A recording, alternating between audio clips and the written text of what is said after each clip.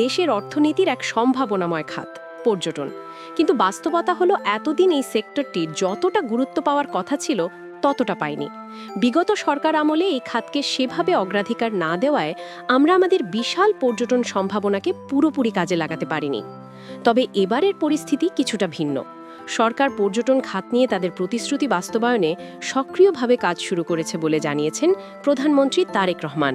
জাতীয় সংসদে দেওয়া এক বক্তব্যে তিনি জানান, পর্যটন খাতকে ঘিরে সরকারের 5টি বড় প্রতিশ্রুতি রয়েছে। পর্যটন খাতকে দীর্ঘমেয়াদী, টেকসই এবং পরিকল্পিতভাবে এগিয়ে নেবার লক্ষ্যে বর্তমান সরকারের সুনির্দিষ্ট কিছু প্রতিশ্রুতি রয়েছে।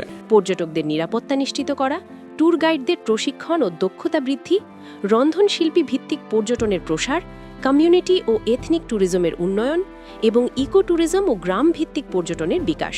এই উদ্যোগগুলো বাস্তবায়িত হলে শুধু পর্যটনই নয়, দেশের সামগ্রিক অর্থনীতিতেও বড় ধরনের ইতিবাচক প্রভাব পড়বে। কারণ পর্যটন খাত শক্তিশালী হলে দেশে নতুন কর্মসংস্থানের সুযোগ তৈরি হবে।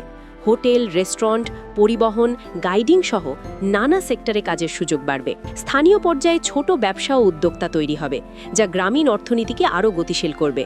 বিশেষ করে কমিউনিটি ও গ্রাম ভিত্তিক পর্যটনের মাধ্যমে প্রত্যন্ত এলাকার মানুষ সরাসরি অর্থনৈতিক সুবিধা পাবে।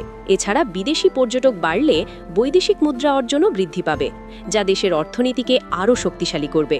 রন্ধনশিল্পী পর্যটনের মাধ্যমে বাংলাদেশের খাবার ও সংস্কৃতি বিশ্ব দরবারে আরও বেশি পরিচিতি পাবে।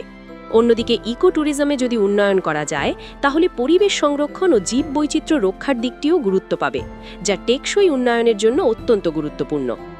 সরকার ইতিমধ্যে একটি জাতীয় পর্যটন মহাপরিকল্পনার খসড়া তৈরি করেছে, যেখানে অবকাঠামো উন্নয়ন, স্থানীয় ঐতিহ্য সংরক্ষণ এবং উপকূলীয় পর্যটনের বিকাশের মতো বিষয়গুলো অন্তর্ভুক্ত করা হয়েছে। পাশাপাশি জলবায়ু পরিবর্তন মোকাবিলা এবং কার্বন নিঃসরণ কমানোর বিষয়েও পরিকল্পনা রাখা হয়েছে। বর্তমানে দেশে 30টিরও বেশি জেলায় পর্যটনের সম্ভাবনা রয়েছে। প্রতিটি জেলার নিজস্ব সংস্কৃতি ও ঐতিহ্যকে কেন্দ্র করে পর্যটন সুবিধা গড়ে তোলা গেলে এটি হবে একটি ভারসাম্যপূর্ণ উন্নয়নের মডেল, যেখানে শুধু বড় শহর নয়, দেশের প্রতিটি অঞ্চলই উন্নয়নের সুফল পাবে।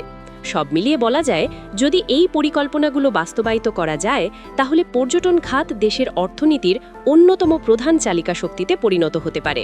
দীর্ঘদিন অবহেলিত এই খাতকে গুরুত্ব দেওয়ার উদ্যোগটি নিঃসন্দেহে সময় উপযোগী।